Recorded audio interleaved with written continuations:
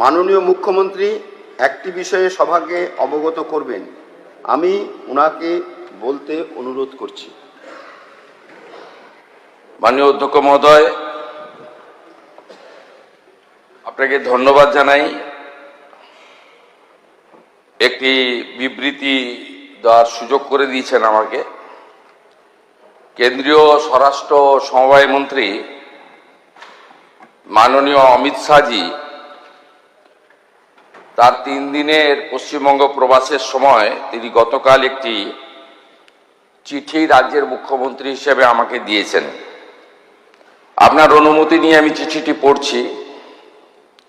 চলতি বছরটি ভারতের মহান শিক্ষাবিদ, রাষ্ট্রনায়ক এবং প্রখর চিন্তাবিদ ডক্টর শ্যামাপ্রসাদ মুখার্জির 125তম জন্মবার্ষিকী। ডক্টর শ্যামাপ্রসাদ মুখার্জি ভারতীয় ভাষাগুলির সংরক্ষণ, বিকাশ এবং তাদের ব্যাপক প্রয়োগের একনিষ্ঠ সমর্থক ছিলেন।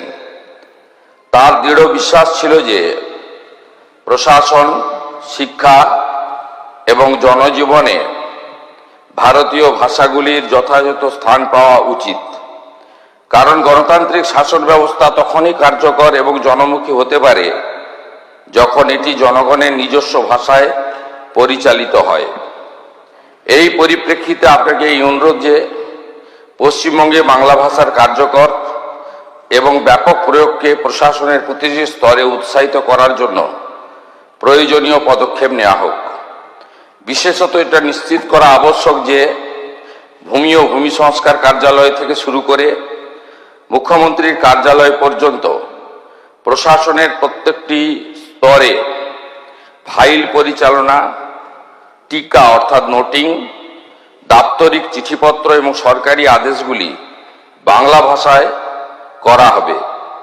এছাড়াও নাগরিক পরিষেবা, ডিজিটাল প্রশাসন ব্যবস্থা, আবেদনপত্রের নমুনা, শংসাপত্র, পোর্টাল, ওয়েবসাইট, মোবাইল অ্যাপ, প্রশিক্ষণ সামগ্রী, সার্বজনীন সূচক, সংবাদ বিজ্ঞপ্তি, অন্যান্য সমস্ত সরকারি যোগাযোগের মাধ্যমেও বাংলার প্রয়োগকে অগ্রাধিকার দেওয়া উচিত। পুলিশ এবং আইন শৃঙ্খলা সংক্রান্ত নাগরিক পরিষেবাগুলিতেও যেমন প্রথম তথ্য বিবরণী, এফআইআর, অভিযোগ নথিভুক্তকরণ, নাগরিক তথ্য এবং সুরক্ষা ও জনসচেতনতামূলক বার্তাতেও বাংলার ব্যাপক ব্যবহার প্রশাসন ও জনগণের মধ্যে বিশ্বাস, সুবিধা এবং অংশগ্রহণকে অধিক সুদৃঢ় করবে। এছাড়াও ভারত সরকারের সঙ্গে দাপ্তরিক চিঠিপত্রের ক্ষেত্রে বিদেশি ভাষার পরিবর্তে বাংলায় এবং রাজভাষা হিন্দির প্রয়োগ করা যেতে পারে।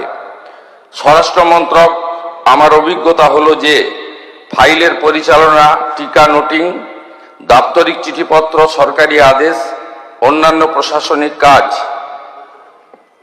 হিন্দিতে সম্পূর্ণ দক্ষতা স্বাচ্ছন্দ্যে সম্পাদিত হচ্ছে।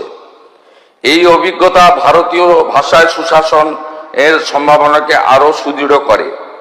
এই লক্ষ্যে স্বরাষ্ট্র মন্ত্রকের রাজভাষা বিভাগের অধীন প্রতিষ্ঠিত ভারতীয় ভাষা অনুভাগ এবং এটির দ্বারা বিকশিত ভারতী বহুভাষিক অনুবাদ সারথী সফটওয়্যার রাজ্য সরকারের জন্য উপযোগী হতে পারে।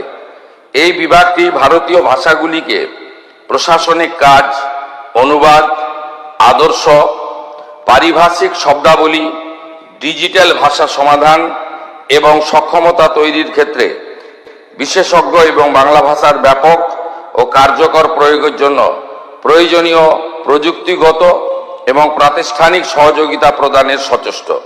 আমি বিশ্বাস করি যে ডক্টর শ্যামাপ্রসাদ মুখার্জির 125তম জন্মবার্ষিকীর এই বিশেষ উপলক্ষে আপনার সরকার ভারতীয় ভাষাগুলির বিকাশ এবং প্রশাসনে এগুলির ব্যাপক ব্যবহারের জন্য কার্যকর পদক্ষেপ নেবে। এটি কেবল সুশাসন শক্তিশালী করবে নয়, বরং ভারতের ভাষাগত সাংস্কৃতিক ঐতিহ্যকে শক্তিশালী করার দিকেও একটি গুরুত্বপূর্ণ অবদান রাখবে।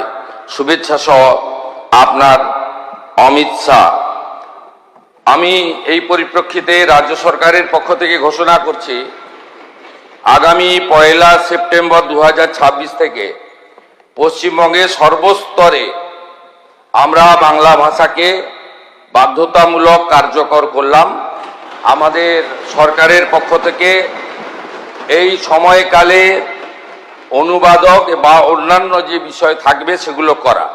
ভারত সরকার বা অন্যান্য রাজ্যের ক্ষেত্রে আমরা বাংলা ভাষাতে চিঠিপত্র করব, উত্তর দেব।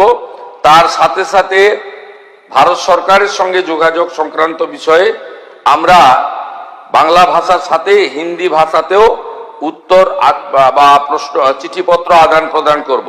কিন্তু এই রাজ্যে সামগ্রিকভাবে সমস্ত সরকারি ক্ষেত্রে 1/9/2026 থেকে বাংলা ভাষাকে, আমাদের মাতৃভাষাকে আমরা এখানে কার্যকর করার সিদ্ধান্ত গ্রহণ করে মাননীয় কেন্দ্রীয় স্বরাষ্ট্র সমবায় মন্ত্রীর যে উপদেশ তাকে আমরা গ্রহণ করার সিদ্ধান্ত পশ্চিমবঙ্গ সরকারের পক্ষ থেকে ঘোষণা করলাম। এবারে আমি মাননীয় অধ্যক্ষ মহোদয়কে বিকালে একটু টাইম চাইব, 10 মিনিট। এটা হলো বিগত সরকার 2011 সালে আসার পরে 21শে জুলাই কমিটি করেছিল, 21শে জুলাই কমিশন, রিটায়ার্ড জাস্টিস সুশান্ত চ্যাটার্জির নেতৃত্বে। আমি সেই রিপোর্ট আজকে বিকালে জনগণের সামনে প্রকাশ করব। সুশান্ত চ্যাটার্জি জাস্টিস, তিনি যা যা রেকমেন্ড করেছিলেন, যারা কালকে 21শে জুলাই করবেন তারা 15 বছর সরকারে ছিলেন, তারা কতটা কার্যকর করেছেন আর করেননি সেটা বিকালবেলা আমার তথ্য প্রমাণের ভিত্তিতে আমি বাংলার জনগণের সামনে রাখব। ধন্যবাদ মাননীয় মুখ্যমন্ত্রী।